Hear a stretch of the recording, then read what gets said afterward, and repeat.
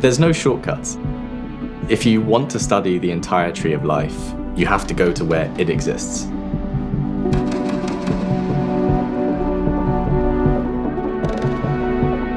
When it comes to data collection at this scale, the main driver for all of this is how can we get an accurate or as accurate as possible representation of the ground truth biology that exists on our planet. At the scale of the data that we're looking at, that needs to be done by hundreds of millions of CPU hours, with hundreds of millions and billions of annotations on the protein level, the DNA level, taxonomic information, biological information, contextual information, and so we're now orders of magnitudes bigger than all public data in sheer size. I mean, I've never had a team like this before. I've never done science like this before, and it's very refreshing. And it's fast-paced, really fast.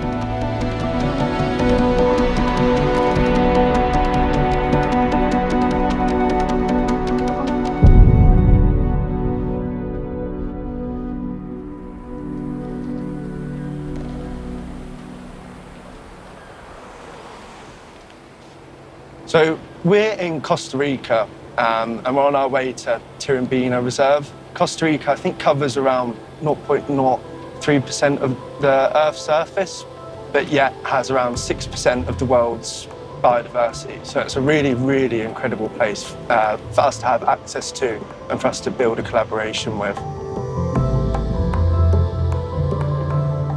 Essentially, what we're doing is we're converting biological material to data. And specifically with our work, when you look at a spoonful of soil, there could be as many living things in that spoonful of soil as there are humans on the planet. So what you've got is thousands of different jigsaw puzzles that you can piece together with DNA sequencing.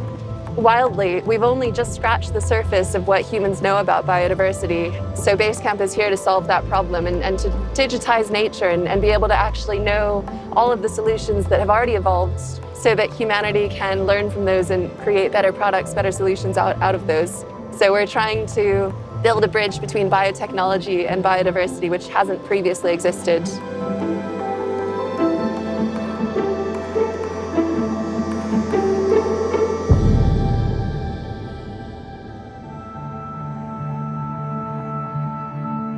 I first got interested in molecular biology in grade 11.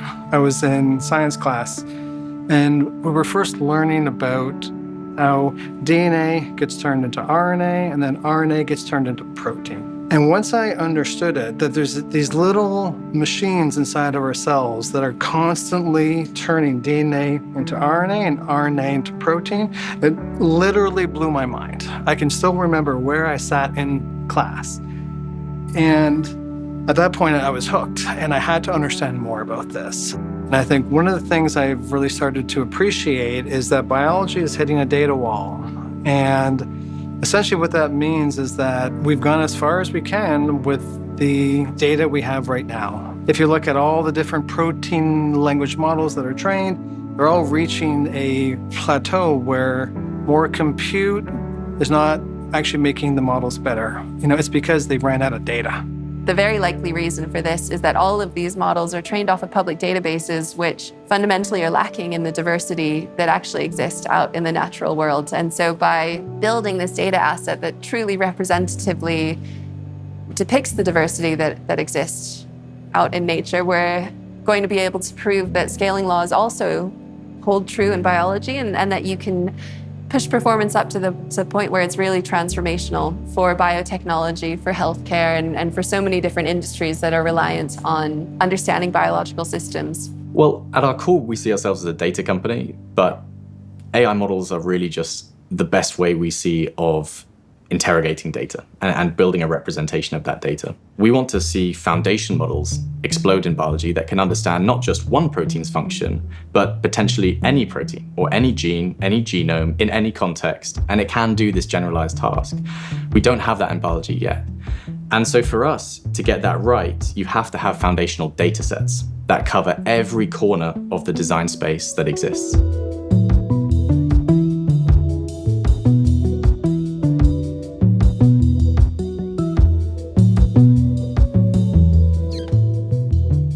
terms of what we know about biology, we're probably 17 to 20 orders of magnitude away between what we know and what we don't know, right?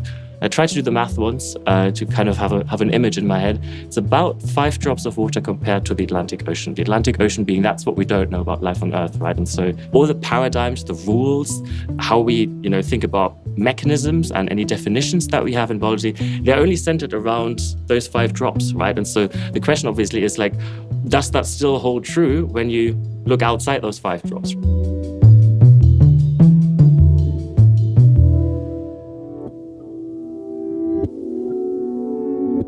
There's a lot that happens in between, from basically having a piece of soil all the way to a deep learning model or using these models for commercial applications. Where my team really starts off with is with everything that happens in silico. So once we've extracted the DNA and we've sequenced the DNA, that's really where all the computational workflows are starting. It's an incredibly complex process to take this natural world data and then turn it into something that's machine readable for the models that we're building. And we've got great partners that help us do this. We have Microsoft and NVIDIA, who that expertise, that depth of expertise on scaling models on really large compute systems is the best in the world. And we bring that together with our expertise on scaling data. Humans are terrible at speaking DNA. There's a reason we're not speaking in the language of DNA. It's complicated. This molecule that's in every single cell of ours, meters of it in each cell, and it's got rules to this code. There are regions of it that produce a protein, and a protein performs a function in your body. And these genes are regulated at certain times, and they work together to perform functions. And so there's this inherent language around what a strand of DNA will let an organism do. And it's different in every organism, right? A bacteria performs very different functions to what you perform, to what a banana performs. And so if we're going to start reprogramming these, there are 2 things we need really. One, we need data, right? We need examples of these things from nature. And 2, we need compute, basically, because we want to start understanding this language of how these proteins recognize their sites. And so if we can start understanding that language, then ideally we can start reprogramming novel proteins that will hit the sites we care about. Sample temp 24.81, pH 4.98. Stand by for air temp.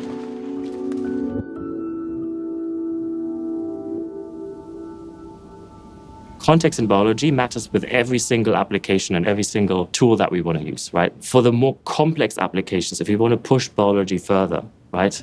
Leveraging this context can be really important because we don't always know all the interactions of what is important, what is not important. And so by having a more comprehensive view of not just all the sequences and all the genomes, but also how they have evolved, with a much more holistic way of understanding this, in case some of these features are actually really important.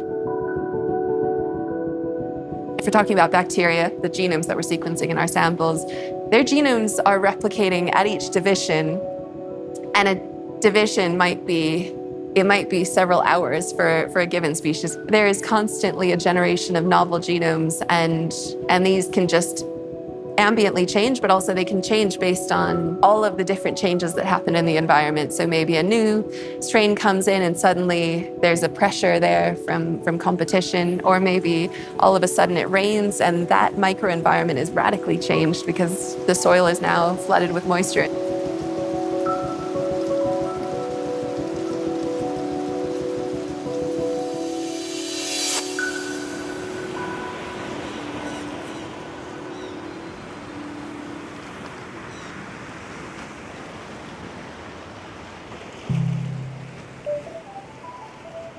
To see a vast improvement in the complexity of the biological design problems that we can tackle, we have to undergo scaling laws, and we have to scale the intelligence of the models that we work with. We need scaled compute, scaled models and their parameters and architectures, and finally scaled data. So from the outset, when we think about this huge knowledge gap that we're facing, we've set ourselves the challenge that we want to grow our database not by 10% every year, but by 10x every year. And that's obviously a huge engineering challenge that we've set ourselves. We finally have the opportunity to start modeling evolution.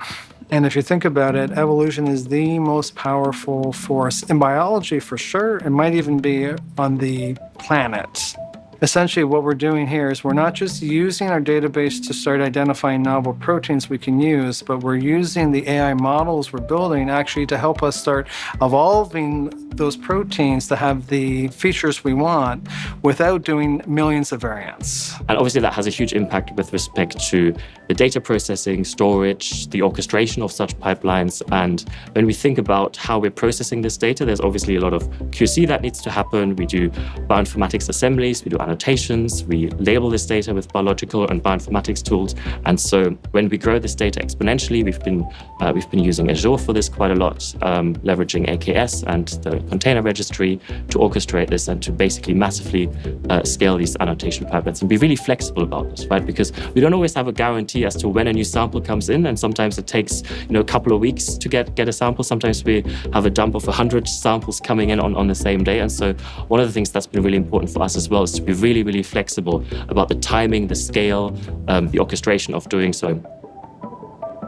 NVIDIA comes in at the next stage when it comes to actually utilizing these data sets for foundation model training. So we work with the BioNeMo team at NVIDIA and many researchers there to optimize existing architectures for our data. Our data is quite different to public data, so also there we have to think about some of the additions or changes that we would have to make to architectures, and then obviously using NVIDIA GPUs to train some of these models with. The scale of data that we're dealing with is astronomical. And it's not easy dealing with all of this data in terms of the models that you train, the scale they need to operate at, the scale of the compute that we need to run. And we've got great partners that help us really accelerate that. And so on the scaled model side, Microsoft's Azure team, the people we work with there, the infrastructure that they've built there really helps us run as fast as we can. And similarly, on the compute side of things, we can operate as fast as possible with the accelerated GPUs that we work with NVIDIA on, the people, the expertise that they built around all of this in life sciences as well. This is really productive, the way that we can now start scaling these biological models in a way that we just couldn't before, and no company has been able to before.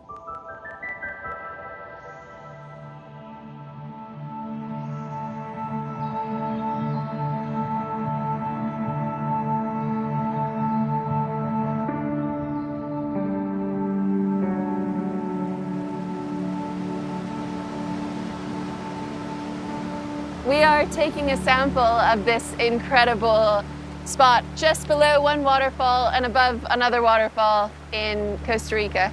There's an incredible need in industry to find gene editing proteins that are able to be programmed really efficiently or that can be safe for human therapeutics, or maybe ones that are much smaller enzymes so they can be delivered effectively in a medicine. So we're able to look into our database and see the diversity of sequences that encode for these functions. But for that, you need to know what you're looking for. It's a targeted search. And I think something that's really exciting and emerging with the advance of different AI tools and ML models is the ability to learn from this huge corpus of data to create tools that can help us to find new functions and design new proteins that have never been thought of before. In reality, the team is much bigger than just the people that are at Basecamp Research, and our network of partners really enable this. So let's say that we are interested in a certain enzyme that we've realised comes from a certain habitat or ecoregion. We're able to pull that lever and ask them to be specific and collect samples from specific areas. And what that allows us to do is to have this incredible flywheel effect where we collect these samples, they can be analysed, and we can get feedback from the data science team and machine learning teams and the commercial team and feed that back into the sampling regimes moving forward. The mission of the global research team is to map the world, map all of biodiversity, and that's an incredibly ambitious aim. That is a scientific aim that rivals the Human Genome Project in terms of a great leap forward in science's understanding. And it would be incomprehensible to think about doing something like this as just Basecamp research. a startup of around 40 people at the moment between London and Boston. And what makes it possible to conceive of this, and not just to conceive of it, but to be excited about it and running after it, is the fact that it's not just our team, but it's our global network of collaborators. Biodiversity is not just about conservation. It is a source of innovation. For doing innovation, we need the partnership between the public and private companies or public and private institutions. Doing that is difficult in some countries. In Costa Rica, we have a divorce between some public institutions and private companies because it's difficult to talk or to speak the same language. To carry out studies that include the biodiversity and then we can move to the biotechnology, we need at least two components. First, we need to know the knowledge about the biodiversity of the country, all the environments that in CENIBIOT from Senat, we know that. We have the knowledge about biodiversity. We have knowledge of the different physicochemical conditions in different environments. We have experience with all the environments in Costa Rica. But we need innovative tools that let us to discover new things. And I think that Basecamp Research has these tools. The places that we work with need to see this benefit from us having been there in the short and long term. So in the short term, we enhance capacity with places that have a bioeconomy. We build labs, we share data back, we train scientists how to do this type of data collection, and we let them use that data for academic studies and whatever purposes they might want to. And in the longer term, if we see any commercial upside to the work that we do, we pass revenue back to these countries to show that there is value in this data. The project between CENIBIOT from Senat and Basecamp Research, for me, is a very good example that how we can work together. My dream is to see how the basic science is translated into applied science. Why not that we can obtain one new enzyme, a new medicine? Maybe we can discover it together. And maybe that can change the world, maybe that can change the country. And of course, the idea is that with this scientific knowledge and with this all the development of a new medicine, a new enzyme, maybe we can help to conservation strategies in the country. Maybe we can bring part of these benefits with this research to obtain benefits for Costa Rica. Across the board, this is pioneering work by the world experts that we've brought together. And we've had academic publications in multiple different countries now studying their biodiversity in all sorts of different ways. All the while, it's very, very aligned with our mission, which is to have this global depth of understanding of biology, to train these new generation of models, get past these performance walls, and start to generate new biological products.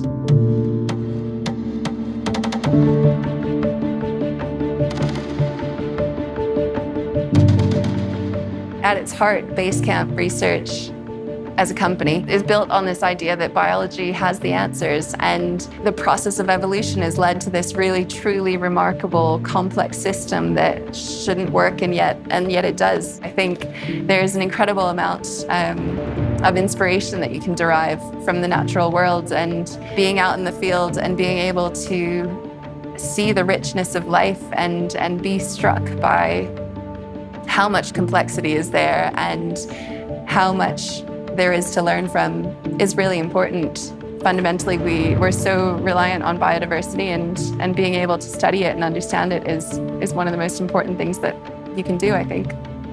I really believe having better foundational models is going to help in many different ways.